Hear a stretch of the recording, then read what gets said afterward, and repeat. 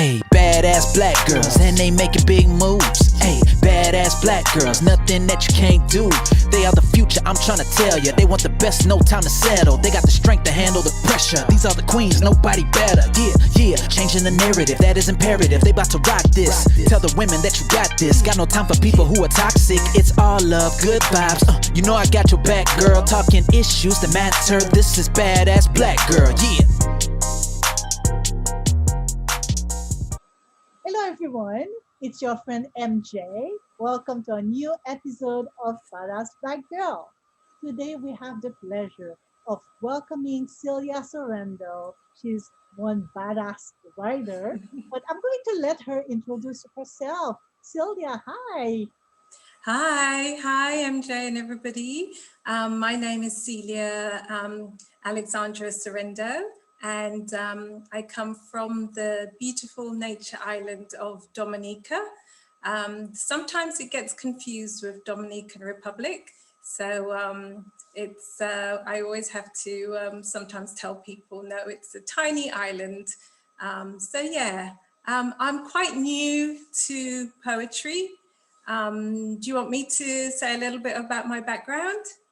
I love that, yes. Okay, great. Well, as you can tell from this accent, I was born in Dominica, but my family and I moved to the UK when I was 8.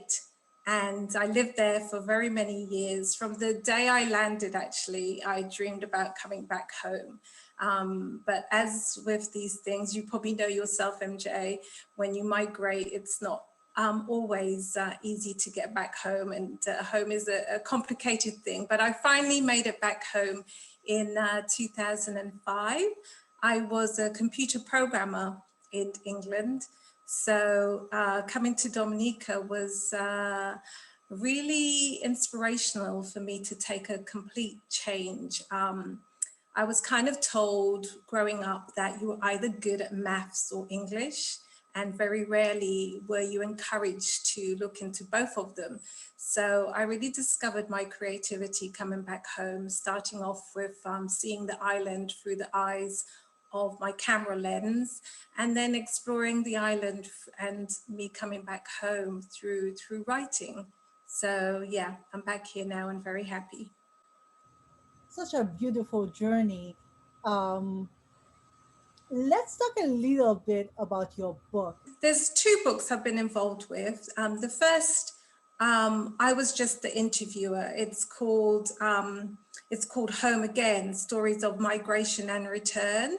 And that was a book I did with the publisher, Papillon Press, Polly Patello. And I was just the interviewer, and I helped compile the stories. So that is not really my words, but it was a really great introduction for me to hear people's stories. Because when I was deciding to come back home, you don't really hear about young people coming back home. You hear about people coming back to retire and things like that. So when I was deciding to come home, I didn't really know what to expect because I was coming back to work. I hadn't retired yet or anything. So speaking to these people, many who went during the Windrush years, and some who were young as well, it was really eye-opening for me. There was a lot of things, very sad stories, what they went through when they went over to England and America. But not only that, because some of them had stayed away for so long, it was the reintegration back into life back home was could be quite challenging as well. Or the other book, which is my most recent book, is Guabancex, and that is my poetry collection. And that is all about, you probably know, Dominica was struck by a Category 5 devastating hurricane in 2017, and so was some of the other Caribbean islands. And obviously from the Miami Book Fair, that's what we were talking about as part of the Maria series. So Guabancex came out of that. It was a really confusing and complicated and traumatic time, but amongst all the trauma, there was so many tender and beautiful moments. And often I didn't know how to feel. It's a bit like this pandemic. It's very confusing about how to feel sometimes because you have so many conflicted emotions. So that's what Guabancex is about, yeah. So let's talk a little bit about your relationship to the island. Well, I'm back now, so that's the thing. I'm back home. And when I was in England, one of the complicated things when I lived in England was that we ended up in a community which didn't really have a very big West Indian population.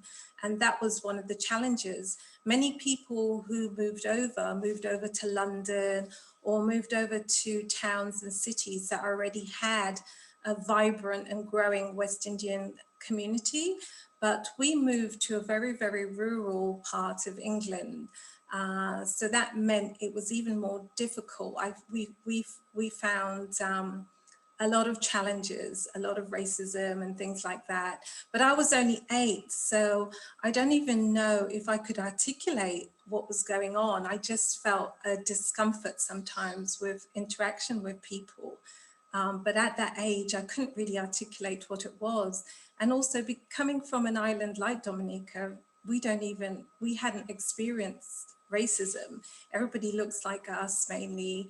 And obviously we've got serious challenges with colorism and classism, etc., which all stems from the same colonial roots, but direct and indirect racism in the way that I experienced it in England.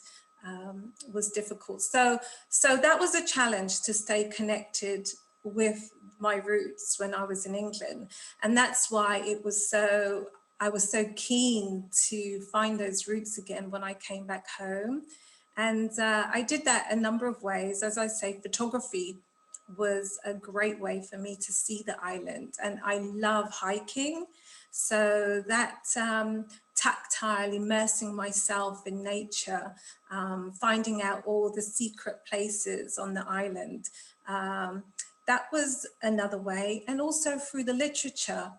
My mum and dad they moved back. After we came to England, my mum and dad decided to move back home before we did. And they left us in England after having brought us there. So we would visit them quite often after they moved back. So that was another way to acquaint myself with the island before I decided to move back permanently. So yeah, and I was just about to say also through the literature of the island. When I came back, the Nature Island Literary Festival was first formed in 2008. And I was one of the members of the organizing committee.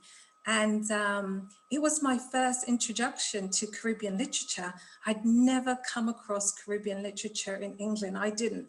Also because I was a computer programmer, more on that side, although I was an avid reader, didn't come across Caribbean literature. So I had no idea about Caribbean writers. I didn't know who Derek Walcott was. I didn't know any of those names. So my mum and dad also are big collectors, archivers of literature.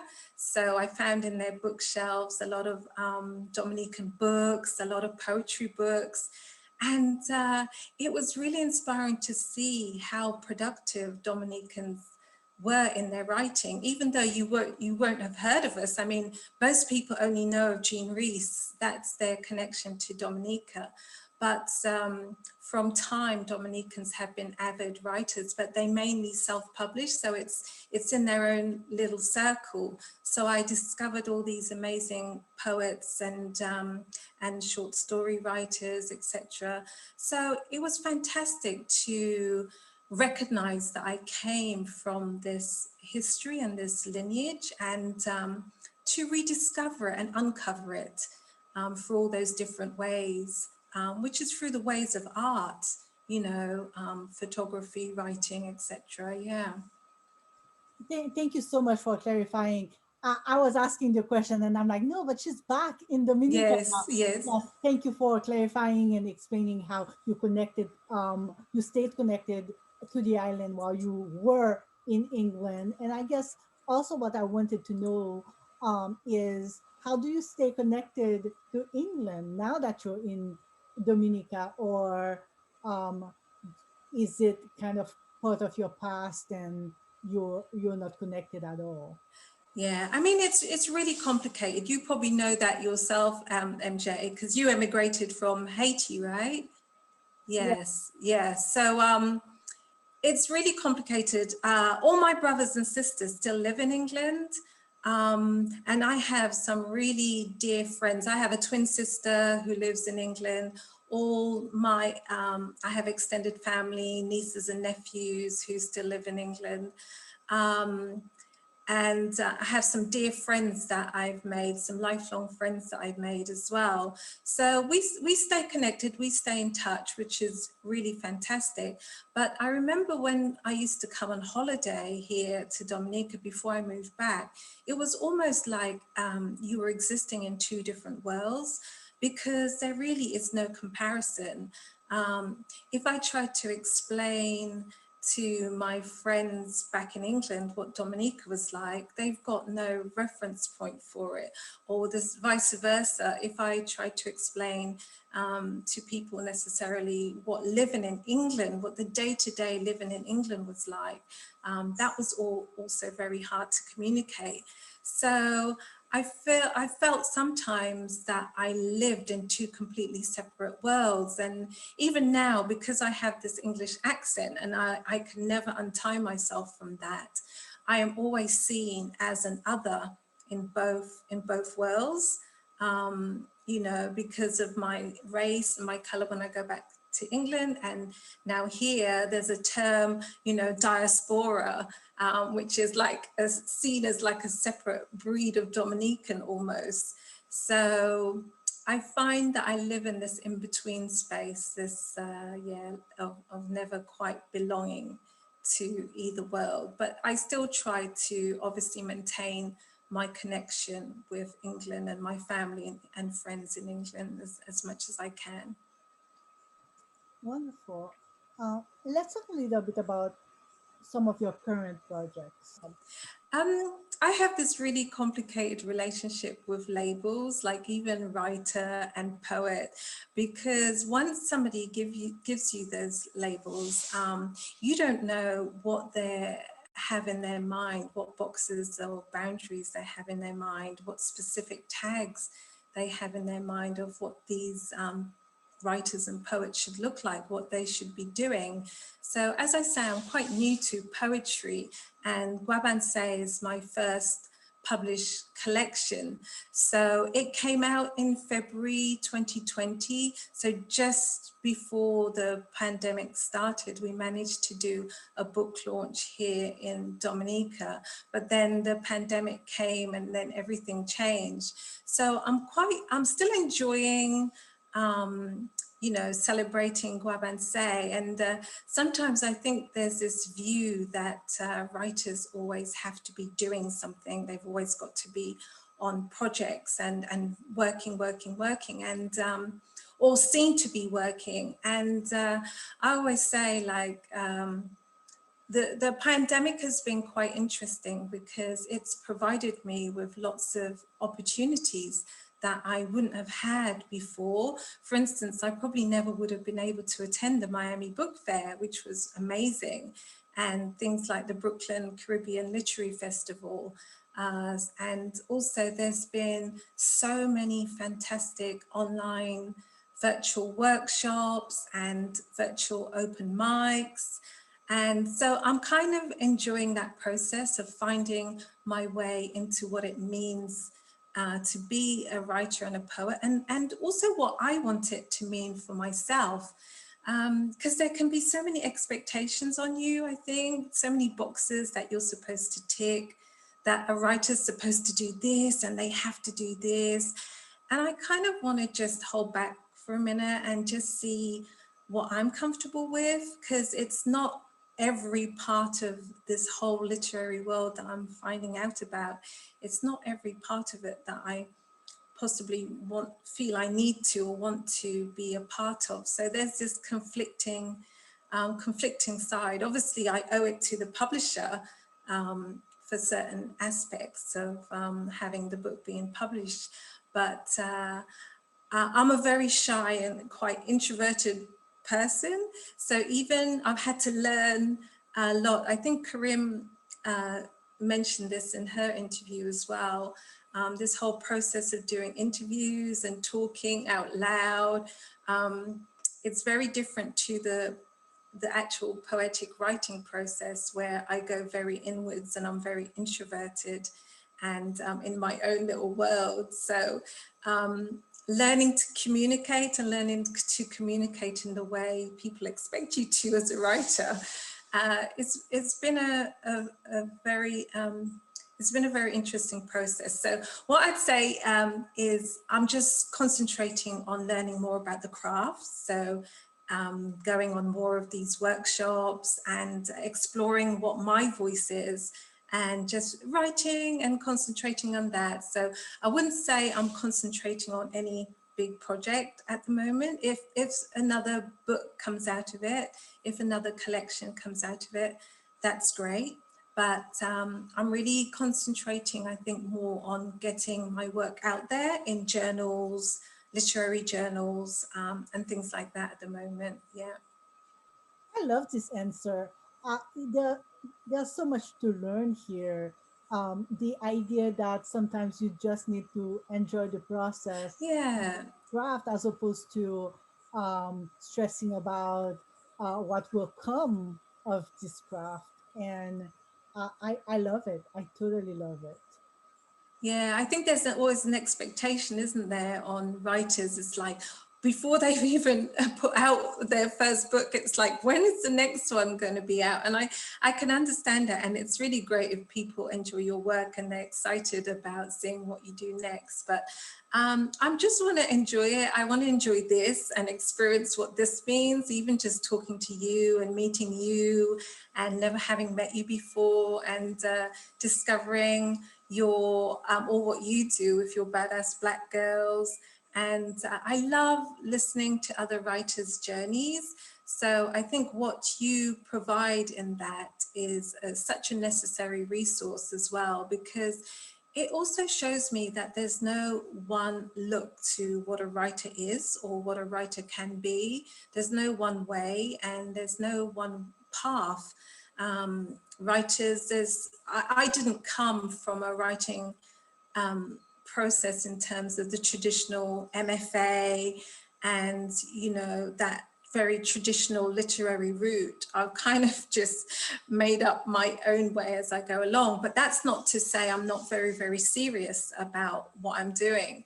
I call what I'm doing is my own MFA. So I work very hard at studying poetry, reading it for pleasure, of course, but also studying under the bonnet of the poem and seeing how it's made and seeing how it's constructed. So yeah, there's different ways and different paths. So I'm just trying to see what works for me. So inspiring. Yes, and I tell my students this all the time. There are so many different ways of Yeah. becoming a writer.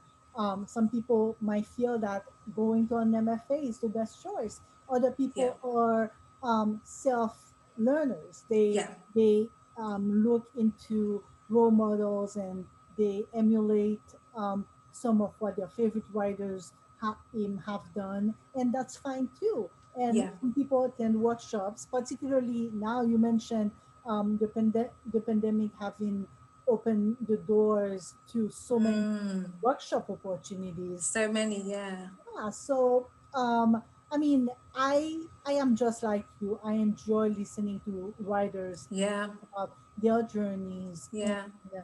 just learning from those different writers and seeing what could work for me when Yeah. I'm at a point where I'm unsure that what I'm doing is working.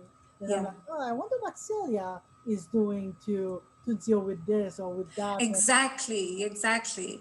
And you find out that you're not the only one. Sometimes I think like, am I the only one who thinks this? Am I the only one who thinks that way? But listening to more and more stories, it really encourages you that, you are hardly ever the only one who is experiencing something or thinking something. So I always encourage people to speak. Sometimes you can be, especially when you're new, you can be very shy of speaking what you're thinking or feeling, because you might feel, oh, no one's going to take me seriously. They're just going to say, what do you know?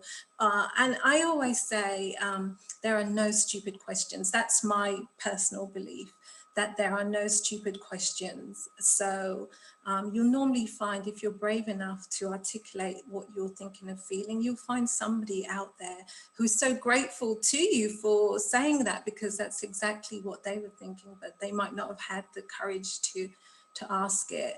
So, and also that not every writer wants to be a star writer, in the sense that not every writer necessarily wants to be like famous or anything. There's plenty of writers who are just quite happy writing and posting it on the Instagram or Facebook, sharing it with their friends and family. And I just want to say too, because that's absolutely fine.